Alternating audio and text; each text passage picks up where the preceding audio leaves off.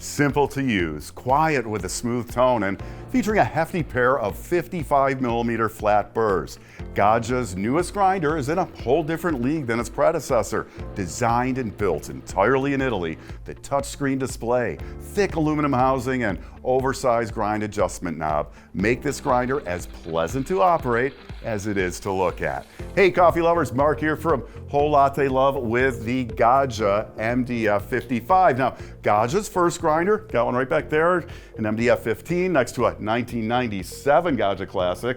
That was one of the first home espresso grinders available, and it became rather iconic for the quality it provided at entry-level pricing. Now, times they've changed, of course, and features like stepless micrometer grind adjustment and larger flat burrs, they've really become standard in the precision brewing world. Ultimately, Gaggia set out to make a grinder that would perform well enough to pair it with their Gaggia Classic Evo Pro and higher level machines if you decide you want to upgrade down the road. Were they successful? Is this grinder worth considering if you've got a prosumer grade semi-auto?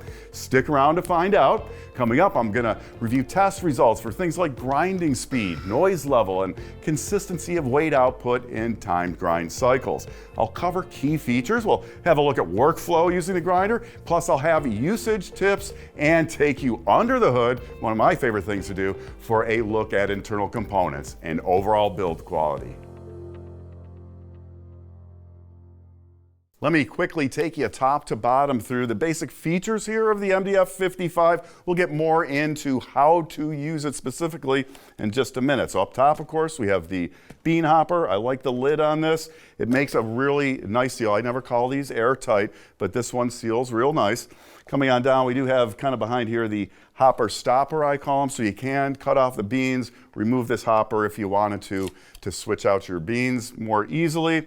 Next up, we have the grind size adjustment knob. Now, I like this. It's all metal. It has 25 markings on here to change when you're changing your grind size, so you have an idea of where you're at. Now, those numbers, they don't relate to a specific grind size. They almost never do on any grinder. They're really just there for reference, but I do like the size of this. Again, it's a little larger than what I see on grinders with a similar design. We've got a very reactive touchscreen down here, so you have time for double, and you can go into manual grinding if you want. I'm going to put that on double and let's grind. I'm going to go into this bottomless portafilter here. It's got the start switch right here, so just push into start. Now I can stop if I want to in the middle by pushing again, and it holds the time, and I can restart that dose if I want. We'll take a look at the quality of these grinds here. So they fall in there nice and evenly, relatively clump-free, and I'm at an espresso grind size here. Also, the adjustable fork right here, there's a Phillips head screw, so you can adjust this up and down. I do have it adjusted for the bottomless here, which is kind of shorter than most. But I brought out this rocket portafilter, which has the spouts that stick out the front, and this will work in here as well. Now, I probably go ahead and adjust the forks down a little bit for this, but the spouts do fit in there. It works just fine with that. And then down here we do have a grinds tray for any grinds that get around the portafilter a little bit. And I like that. That pops in there securely and stays in place, but can remove, so you can dump that out real easily. So let me take you through the basic workflow of programming times, using the grinder manually, that kind of thing. So we got a really reactive touchscreen here. I showed you that briefly. You have, again, the single and double shot times. Really easy to change those. If I want to change a single and make it a little bit less, I can do that in 1/10 of a second increments, or I can press and hold and make big changes if I want. And then that's all you got to do. You don't have to go into a menu to access the ability to change times or save them at all after you make a change. It'll keep that even if I turn this off. Let's try that. So turn it off. Turn it back on, and it kept my 4.7 seconds.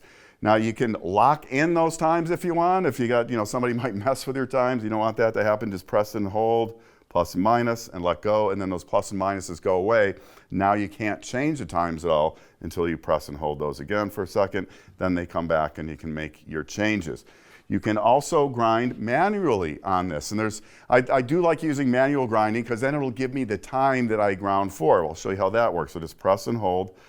the 2 dose buttons down here. It goes to 0 with a little burr icon in there. Now when I press into grind, it's going to count the time up, so I know what the time is.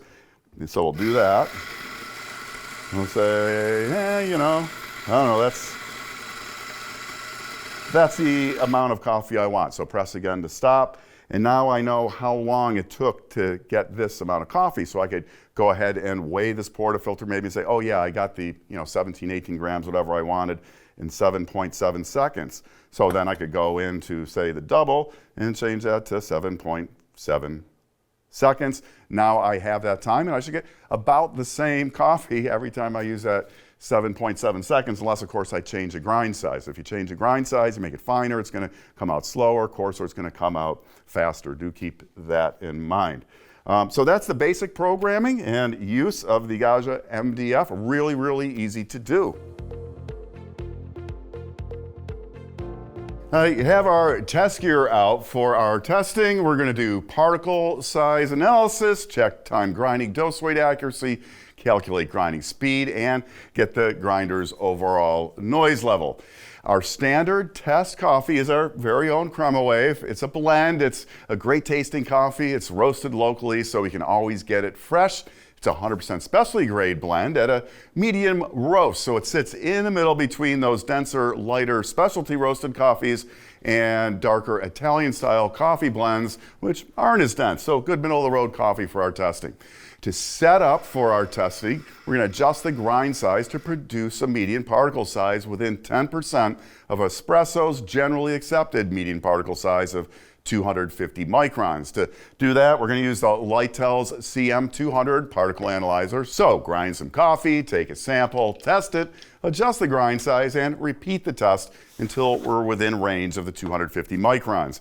Each sample gets tested 5 times with a fun little pop there used to redistribute the particles between each test. The final result is the average of the 5 tests. The D50 number you see is the median particle size. At 263, we're within 5% of the 250, I think just half a micron over 5%. So here's a graph of those results showing distribution of particle sizes. We're just looking for anything that's out of line here. The results here, though, they're in line with other prosumer level grinders with the highest percentage of particles below 200 microns and falling percentages above 300 microns. So with grind size in the espresso range, we're going to test time dose accuracy and derive grinding speed. So we do a few grind cycles to come up with a grind time that produces a typical 18-gram double shot dose.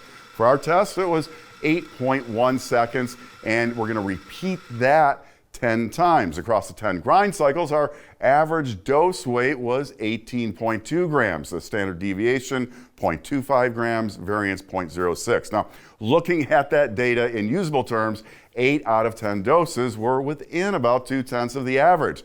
Now, there was one outlier in test 8 there, which was 0.7 grams off, and that happens with a chaos of grinding coffee every once in a while, but all in all, very consistent results.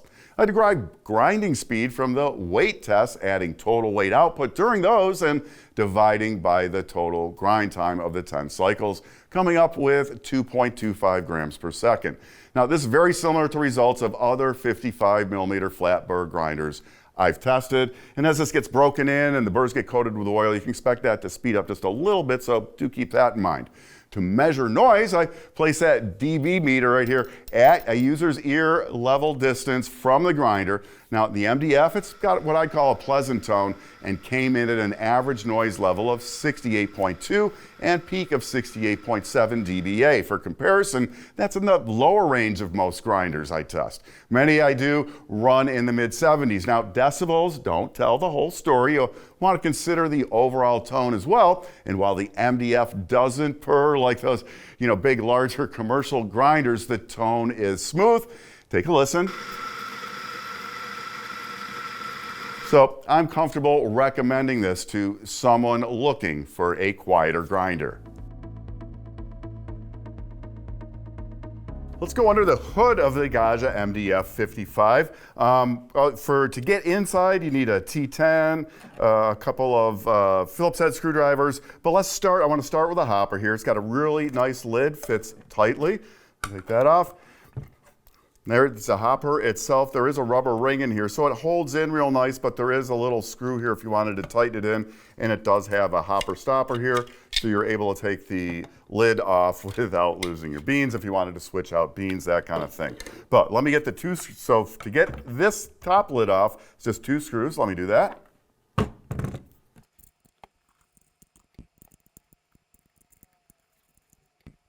All right, so again, that was the T10 screws back there, so we'll take the lid off, just pulls right off.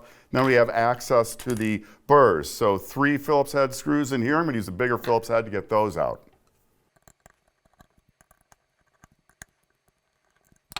And there is that 55 millimeter burr. Again, that top burr, it's stationary. It's the bottom burr that's gonna come up and down when you do the adjustment here. I really like this large metallic knurled knob with good indications on it.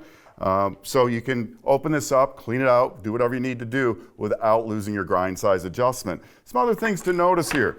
This is a solid piece of aluminum. There's no seams in it, and it's really thick. So that's got to really help with that sound. But I like to build in here. I want to take this front cover off. There's just 2 screws here, and then 1 here. Let me get those out.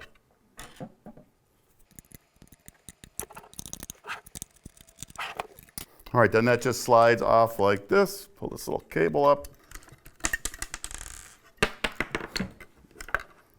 Catch those.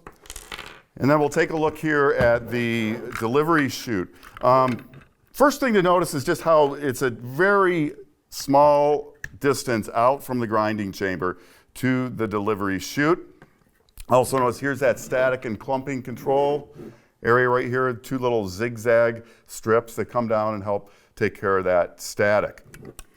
Another thing I like here on the portafilter fork, this is adjustable. It does have a rubber pad on it, so you're not going to get any noise and vibration with your portafilter there.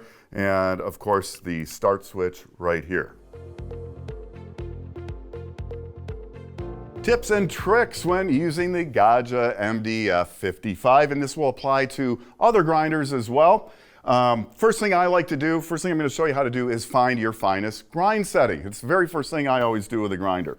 Because these numbers on the dial, they often don't mean anything. They're just reference marks. So it's good to know where your 0 grind setting is. I'm going to take out, I love this Wiedemann custom wood on the bottomless portafilter with a triple shot precision basket for my Gaggia Classic Evo Pro over there. So what I'm going to do is just run the grinder. Then we're going to turn the adjustment knob to a finer setting until we just hear the burrs touch. It's perfectly okay for that to happen. Don't let them keep touching. So back off, be ready to back off. So I'm going to run the grinder by using the start switch down here. And we're just going to turn it finer until those burrs touch and then back off a little bit. And that's pretty much my finest grind setting. Now that's likely way too fine for espresso, but that's as fine as you're ever going to want to go. So you found that finest grind setting. Now some things you need to know about what you're doing when you're changing grind. Again, when you change grind size, you're bringing that lower burr up closer. So if you have beans in there, you can crush them if you change finer without the grinder actually in the process of grinding or having no beans in it. Now, I ended up at like a 1 on the dial here. There's 20 hacks. I'm going to make that. We're actually going to grind some coffee. So I'm going to open the hopper stopper. I'm going to turn this, I don't know, I'm going to go about out to 9 here on this grinder. That doesn't mean that's what you should use for espresso. And we're going to grind. So I'm just going to put my portafilter in. And this grinder was totally empty, had no beans in it. So we'll take a look at the grind we get out of that. And I'm looking for a grind that I can pinch it together as a starting point before I dial in and kind of see my imprints of my fingers there. I think this is a little coarse, so you need to go finer now, but we do have some beans in there. So to do that, we're going to put the portafilter back in, and then we're going to push, and while it's grinding, we can adjust finer. Now I'm going to let this run because I want to purge out the grind size change a little bit. So, there's going to be a little coffee left there in the old grind size if you just get your grind adjusted and then stop it right away. So you either want to, purge, let it run for a second or two after you make that grind size change, or, go back and purge out a couple grams. But let me take a look at that. Yeah, we're more in the ballpark there. So again, if you're going to go finer, you need to have either no beans in the grinder or all the beans ground out. If you're gonna go coarser, you can do that anytime. Doesn't matter if there's beans in there because you're separating the burrs, so it's not gonna crush beans. Now what can happen if you go finer with beans in there without the grinder running, you could crush those. And you might go to start the grinder and it doesn't grind. All you hear is like a motor hum. You want to be really careful of that. You don't want to let that keep going. So be wary of where the power switch is if that happens, or your activation switch here to get the grinder to stop so you don't burn out a motor. It's highly unlikely that's going to happen, but just be aware of that one. Last tip here is how to bump a dose and reset your time on the MDF 55. Got my really cool wooden handled triple shot basket here. So we're gonna go in, I've got 8.1 seconds on there. And I know that that's gonna give me about 18 grams in this triple shot, which could probably take more like 20, 21, something like that. So I'm gonna wanna add a little coffee to that maybe. So you could go into manual mode here and do that. I prefer just going right at the switch here, push again to stop. But what you end up with then is a partial dose delivered. So I'm at 7.2 and I want to do another 8.1. So how do I reset this? Really easy. Just press either of the two buttons here. I can press the flashing one or the other one and it'll just reset right to that 8.1. I think that's easier than going into manual mode to bump a dose. All right, real quick, I just wanted to take a look at a few accessories you might want to think about if you're picking up a grinder. You know, I've been using this Vitamin, this wood-handled bottomless portafilter here. I really like that a lot. Really not a grinding accessory, but it will spend some time in your grinder. Then from Vitamin, you can get, you know, other matching accessories. I love this brush. You know, got a little mess right here. Let's get rid of that. And they also have like matching tampers. So you have all the same wood species. And, oh, the Gaggia tamping mat here. This is real nice. Show you how that works. So you put your portafilter on the edge here, grab your nice Vitamin tamper and tamp away. And we're ready to brew. A couple other things. Of course, you're gonna want a knock box. I have a black, this is a Grindenstein knock box. They come in different colors. We have a lot of other knock boxes to go with. I think, you know, we had a lot of black going on, so we went with that. And then there's grinds. This is made by Ernex. They're, you know, really popular for descaling products and other cleaning products. And what grinds is, they're like, these are, what you do is you take about 40 grams of these, and when you didn't have beans in your hopper, you'd load these in your hopper and you'd grind them through, and that's gonna clean out some of the oils and coffee gunk that accumulate over time in your grinder. So if you're not one of those who wants to be taking your grinder apart all the time and clean it out, these can do the job for you. Again, gluten-free for some reason, that's fine, and organic. Who is the Gaggia MDF 55 for? Well, I'm going to recommend this grinder to anyone who wants to be operating at the intersection of, let's call it, simplicity and quality. It's easy to use, quiet, and consistent. The build quality of this grinder is impressive, from that really thick aluminum, I'm going to call it a unibody construction, to the easily accessible hardened steel burrs. Again, it's that lower burr that goes up, so open this thing up, you don't lose your grind setting. I really like that. It's built to stay on the test of time, easy to navigate, and produces lovely, consistent grinds.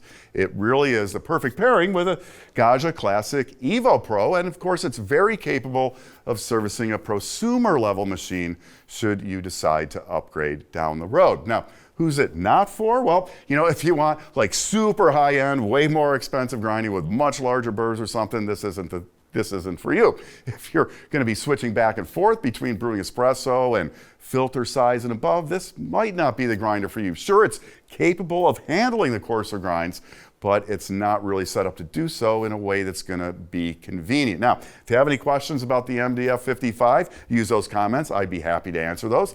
Once again, I'm Mark. Thanks for watching. If you enjoyed the video, why not go ahead and subscribe to our channel so you don't miss out on any of the best in everything coffee, brought to you, of course, by Whole Latte Love, and we'll see you next time.